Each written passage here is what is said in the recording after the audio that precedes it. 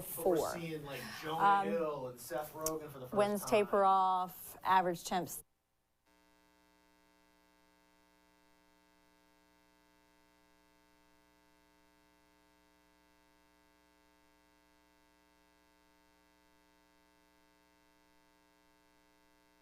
Mic check, mic check, mic check.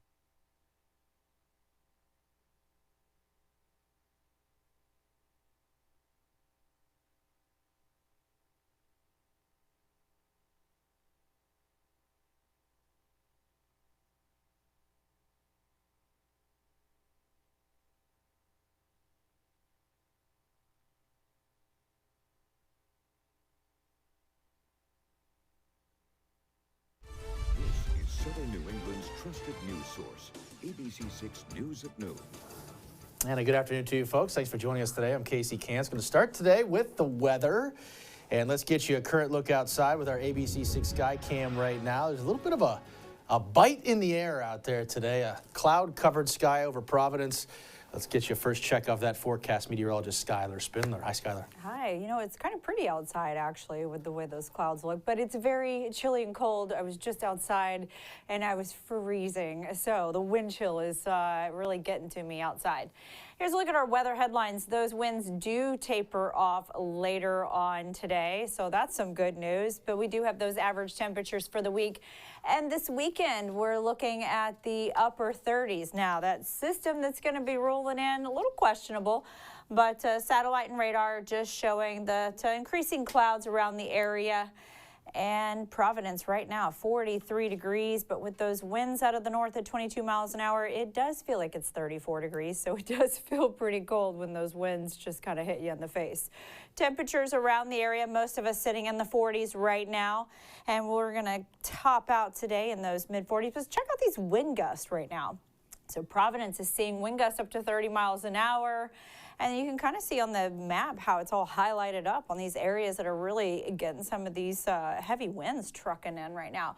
It really does make that wind chill outside feel like it's in the 30s. So even all around the area, we're looking like it feels like it's in the 30s. So just stay bundled up when you head outside because, man, that wind is brutal today. Moving through the afternoon, 43 degrees at 3 p.m. By 6 o'clock tonight, 41. We're going to stay a little breezy into the evening hours. And for our overnight, and tomorrow's highs, look, it's about the same, mid-40s to upper 40s around the area. I'll have your full 7-day forecast here in just a moment. All right, Skylar, thank you. We'll check back in. New today at noon, U.S. Commerce Secretary, former Rhode Island Governor Gina Raimondo in India celebrating Holi, the Hindu festival of colors, marks the start of spring, new beginnings, and good triumphing over evil. It is the most awaited festival among the Hindus, especially among the youth. People of all ages forget mutual differences and sprinkle powdered colors on each other there. Rhode Island FC has its coach. Cano Smith will lead the team as both the coach and general manager. The club begins play in 2024 in a new stadium at Tidewater Landing in Pawtucket. Smith played for the Revs in the MLS and captained the Bermuda national team. He says he intends to build a team Rhode Island will be proud of. He played with Cranston native and Rhode Island FC co-founder Michael Parkhurst on the Revs. Sentencing day today for a Providence man who pled guilty to a shooting in 2017. The AG's office's 31-year-old John Baudiak pled guilty to assault with a dangerous weapon. Prosecutors say Baudiak and the victim's brother were arguing on June Street before Baudiak took out a gun and shot the victim 3 times. That victim was then hospitalized for months and had multiple surgeries. Baudiak was sentenced to 10 years in jail. The Rhode Island Senate on board with extending the allowed amount of days retired teachers can substitute. This has been a big issue with the teacher shortage in the state because there's currently a 90-day cap before retired teachers are financially penalized for working by losing retirement benefits. The legislation that passed the Senate yesterday temporarily removes that cap for retirees as long as schools have worked to find qualified full-time teachers first. The bill now heads to the House. Wareham firefighters put out heavy flames at a house on Standish Avenue in town yesterday. Firefighters called to the scene just before 11 a.m. Fire took about 20 minutes to knock down. Thankfully, nobody was hurt. The cause of that fire is still under investigation today. More of today's headlines now. There will be no school bus driver strike in Providence. That's because the Drivers Union and First Student Bus Company agreed to a deal last night Now, a strike could have started as soon as this morning had they not reached that agreement. The deal includes pay raises to $37 an hour by June of 2027, better health benefits, and investment contributions. The acting FAA administrator testifying on Capitol Hill today following a series of close calls at airports all across the country, prompting calls for change. ABC's Jacqueline Lee has the latest on that. I'm taking over this plane. Terrifying moments on board a LA flight to Boston Sunday. 33-year-old Francisco Torres is charged with trying to open an emergency door and assaulting a flight attendant. I will kill every man on this plane. There's going to be a bloodbath everywhere. Law enforcement sources telling ABC News that the suspect allegedly attacked 2 guards in the jail where he's being held in Rhode Island. Torres is accused of threatening passengers and trying to stab a flight attendant several times in the neck with a broken metal spoon. My daughter was very upset. She was crying. For me, the fear was just that short 5 seconds of however long it took him to run down 7 rows and hit that flight attendant. This coming on the heels of several close calls involving commercial flights, as acting FAA Administrator Billy Nolan testifies on Capitol Hill. What the heck is going on in air travel? We have set a zero tolerance policy around unruly passengers. It is just simply not allowed. The NTSB investigating after last month, air traffic controllers at a Florida airport cleared an American Airlines plane to land from the same runway as an Air Canada flight was taking off from. The planes just 3,100 feet from each other. We've got to rebuild the system to build in more buffer to prevent incidents from getting even that close to disaster.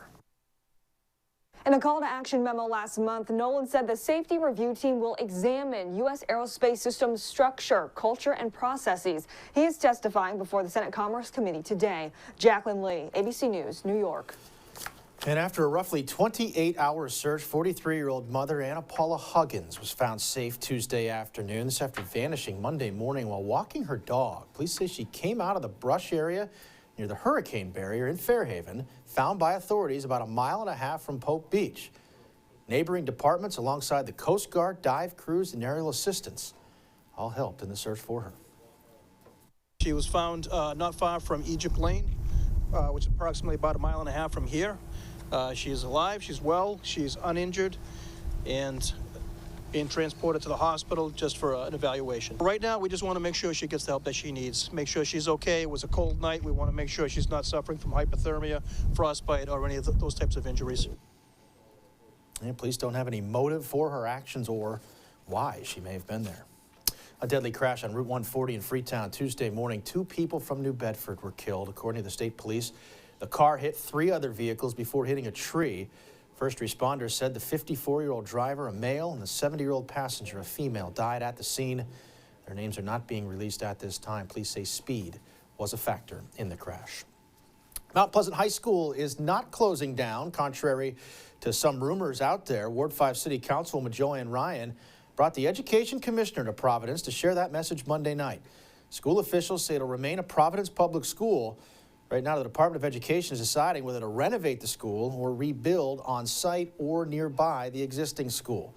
With fewer students enrolling, some schools are closing, but Mount Pleasant will not be one of them. Superintendent Montañez saying Providence Public Schools have lost 3,000 students over the past 5 years and expect to lose another 3,000 over the next 5. To run these buildings that we have, the school facilities we're looking at, it costs millions a year just to keep them open, to keep the light on, to keep them warm, to keep them safe. So we have to make tough decisions. And I think that that's what you hired me for, to make some tough decisions. This is not about being popular. If I wanted to do that, I would stay where I was at. I was popular as a principal with my teachers and my students and my families. But it's bigger than I am. It's bigger than we are. It's about giving our students what they deserve in the future. Now, we've previously reported that Feinstein at Broad Street, Laurel Elementary, and Gilbert Stewart Middle School are on the list of expected closures. There are going to be more community meetings before a decision is made on the future of Mount Pleasant. So to come today on ABC6 News at noon, a road trip to Mexico for cosmetic surgery taking a violent turn when 4 Americans were caught in a drug cartel shootout. New details today with the survivors now back in the U.S. And later, we're heading to TD Garden for a packed night of wrestling with the return of WWE. Stay with us.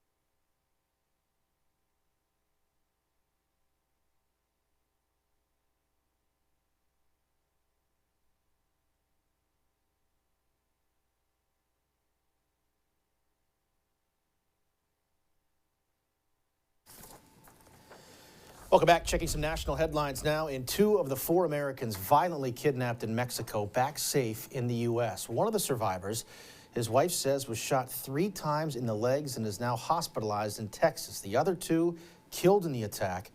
A horrific abduction caught on camera happening in a region under a level 4 advisory. A serious warning from U.S. officials for Americans not to travel to. M. Wynn has more today.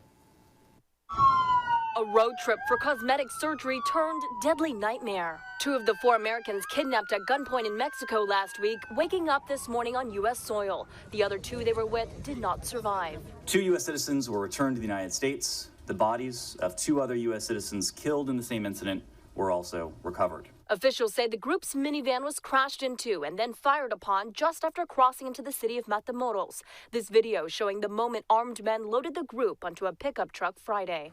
After a manhunt, the 2 survivors, Latavia Tay McGee and Eric Williams, were found in this wooden house outside the city where the abduction happened. Officials say they were moved around to create confusion. McGee found unharmed. Williams, his wife says, with multiple gunshot wounds to the leg. It was just tears of joy, I guess, that he's alive. McGee's mom, who says she previously warned her daughter not to travel to Mexico for a cosmetic procedure, emotional over the phone. I had to hold my heart. I was thanking the Lord. I said, thank you, Jesus, that there is a God. Also recovered from the shack, the bodies of Shaid Woodward and Zindel Brown.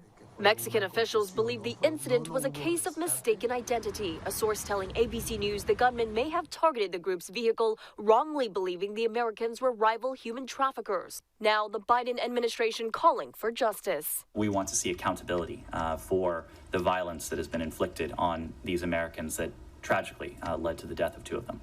Authorities say a man who was in charge of watching the Americans was arrested. And while officials haven't shared how many people they believe are involved in the attack, the investigation is still ongoing. M. Wynn, ABC News, Washington.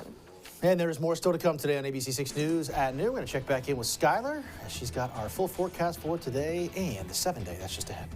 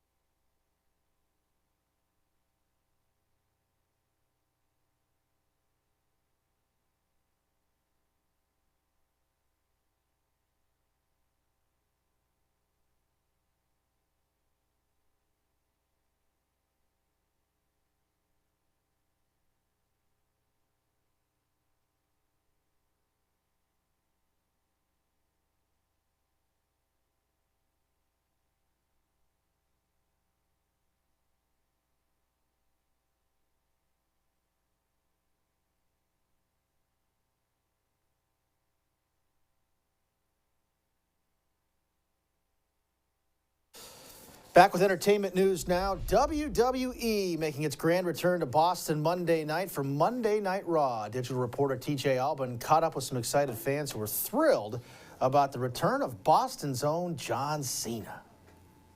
Monday Night Raw was in Boston Monday night at a packed TD Garden. But this night was different. As hometown legend John Cena returned home, I asked John Cena Sr. for his reaction to John's big return to Boston. You can't see me, but you saw him. It's great to be back in Boston. And you know what? We saw Cena. Be there, WrestleMania! I asked fans what they thought about Raw heading back to Boston and if they were excited to see a Bostonian heading home for the first time in over 3 years. Are you guys excited for John Cena to come back tonight? Are you excited? You excited for John Cena tonight? Yeah. I grew up watching Cena when I was in Africa, Uganda. You guys excited for John Cena tonight? Yeah. It's going to be fun to see him back out here because he hasn't been out in a while. I wasn't going to be coming to this event originally, and then I saw John Cena was advertised, and then that's when I said to I got to get to this event one way or another, so. You excited for the road to WrestleMania to come through Boston? Oh, he's excited. Look at that. He's excited. Super excited. Energy is super phenomenal. I'm super excited. I mean, what's there not to be excited about? We got amazing matches tonight. We got Johnny Gargano and Finn Balor. We got all these people. What will we not be excited about? I'm just happy that I'm happy to be here. Live from Boston, I'm TJ Albin, ABC6 Digital Media. And now, your ABC6 Storm. Well, let's take a look at our satellite and radar. We do have some of those increasing clouds. And you know what? We're getting a little bit of break in the wind, in the clouds, but the winds not so much. 43 degrees in Newport. The winds are out of the north at 22 miles an hour. Let's look at the temperatures around the area. Most of us are sitting in those mid to low 40s right now. And that's just because we have these wind gusts that are really kicking up right now, up to about 30 miles an hour in some areas, even 35 miles an hour up over on the Cape area. Wind chills, that does make it feel a little bit cooler out there. So if you are outside, just make sure you have your jacket on because it is feeling pretty chilly. It does feel like it's about 35 degrees outside. This is going to stick with us for the afternoon until these winds do start to die down. So here's the setup on what's happening as far as our next system is concerned. So this is the water vapor in the atmosphere. We're getting these winds that are rushing down in from Canada, and there's a tight gradient here. So that just means that those winds are just really funneling through much faster. But here's what we're all wondering about, what's going on this weekend. So the European model does have this brushing through. You can kind of see just barely brushing through Rhode Island. We get a quick little blip in the afternoon. So as far as the amounts of precipitation through this event, it's pretty low. But overnight hours, we do get below 32 degrees. So we do get below that freezing line. And that just means that we could have some slippery road conditions, sidewalks and whatnot through the day. But then we do warm up in the afternoon. Now we compare that to the GFS model on Saturday, and you can kind of see a little bit of a difference. So the two models don't exactly agree right now. But that's why we just keep closely monitoring this event. Either way, we should just go ahead and expect a shot of the wintry weather to move in. Again, it'll only just be in those overnight hours, early morning. We do warm up, so that's the good news. So we do warm up above freezing for the day, and that should just wear off. It's really next week is what we're going to be looking at for colder weather. Forecast for tonight, 31 degrees. Winds do stay out of the north at 5 to 10 miles an hour. And checking out those overnight lows, we get down into the low 30s tonight around the area, keeping some of that cloud coverage in play. Let's take a look at the 7-day forecast. So today, still breezy. Winds are staying around out of the north, 5 to 20 miles an hour. Tomorrow, high of 45, winds out of the north at 5 to 10 miles an hour. Friday will be a little bit more milder. We warm up to 48. That's just because the winds move in from the south turning east. It's going to bring a little bit more moisture into the area, and that's what's going to help fuel this system that's going to come in, giving us a little bit of extra precipitation, extra moisture in the atmosphere. So that's why we're going to say that Saturday morning, early hours be a little slippery out, but then we do warm up to 39 degrees for the high. So good news is that does quickly pass through the area, leaving us with some windier conditions on Sunday with a high of 44. And you know what? Don't forget to roll those clocks forward, especially in the kitchen. So don't forget that on Saturday night. Yeah, the stove, the microwave, all those things. Appreciate the tips there, Skylar. Thank you. Still to come today at noon. Uber, trying to make your next trip to the airport a little smoother. We'll tell you how. And speaking of air travel, JetBlue's proposed purchase of Spirit hits a snag. What's holding it up? The answer when we return.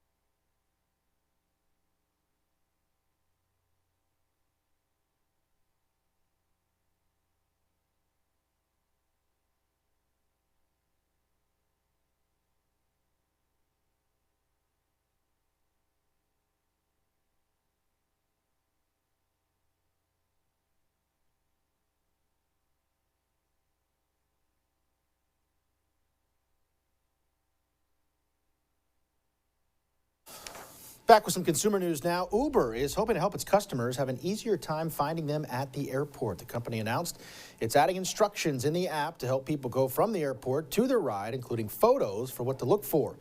Uber says the new feature will be available for over 300 airports around the world, and all 3 New York airports, Los Angeles, San Francisco, Atlanta, and Miami International airports. Another benefit, reducing traffic congestion and idle time for drivers waiting at the curb. The Justice Department is suing to stop JetBlue's proposed deal to buy Spirit Airlines for nearly $4 billion. It is the first time in more than 20 years that the government has tried to block an airline merger in the U.S. The Biden administration has long argued the need for greater competition leads to lower costs for consumers. We allege that if allowed to proceed, this merger will limit choices and drive up ticket prices for passengers across the country. And we further allege that the impact of this merger will be particularly harmful for travelers who rely on what are known as ultra-low-cost carriers in order to fly. Well, over the last 22 years, the Justice Department has allowed 5 airline mergers without a lawsuit. Those deals turned 9 major U.S. carriers into 4, American Airlines, Delta, United, and Southwest. Together, they now control 80% of the nation's air traffic. We're back with one final check of that forecast. Stay with us.